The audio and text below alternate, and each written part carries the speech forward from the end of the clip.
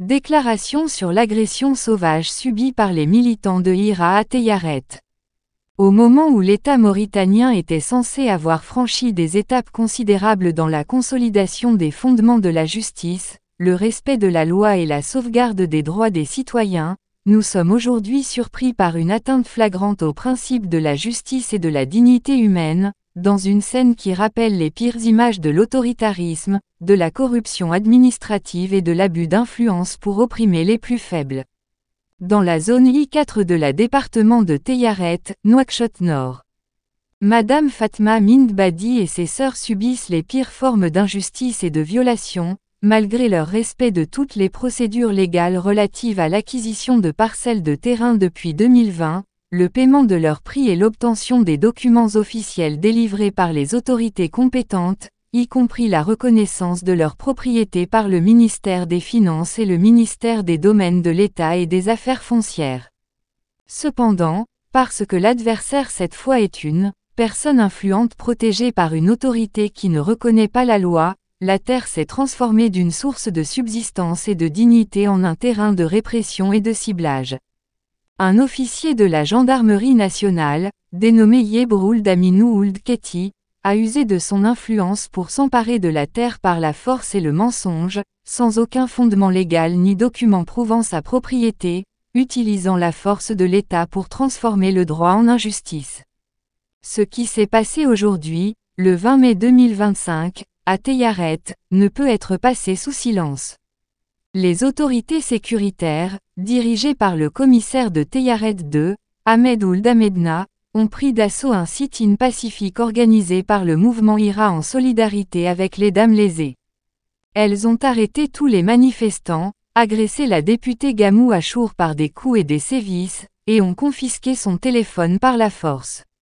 Les femmes manifestantes ont subi des agressions physiques humiliantes, incluant des passages à tabac sévères et le déshabillage de certaines d'entre elles, dans une scène dégradante qui s'est déroulée sous les yeux des habitants locaux.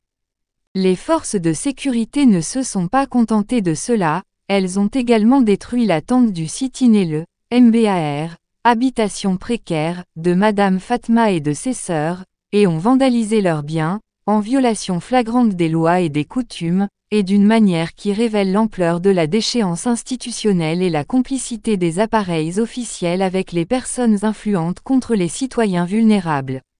Face à cette injustice flagrante, nous, au sein de l'initiative de résurgence du mouvement abolitionniste, IRA, affirmons ce qui suit.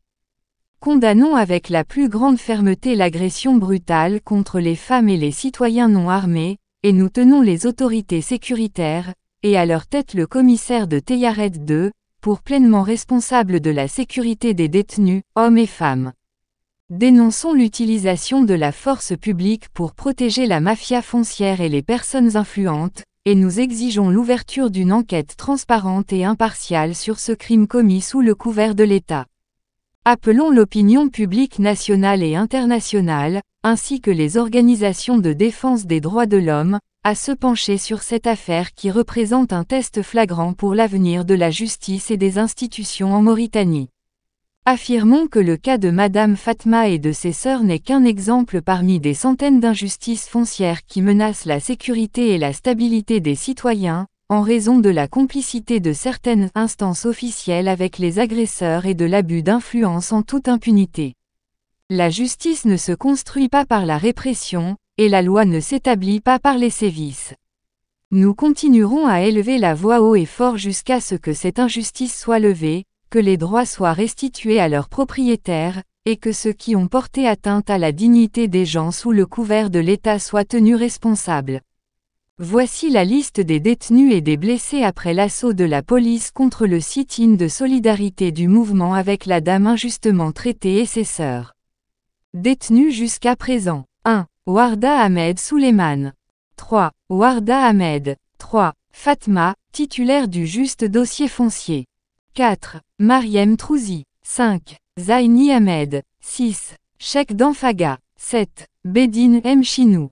8. Yacoub Eda. 9. Yafed Cheken. 10. Abdallahi. 11. Moussassi.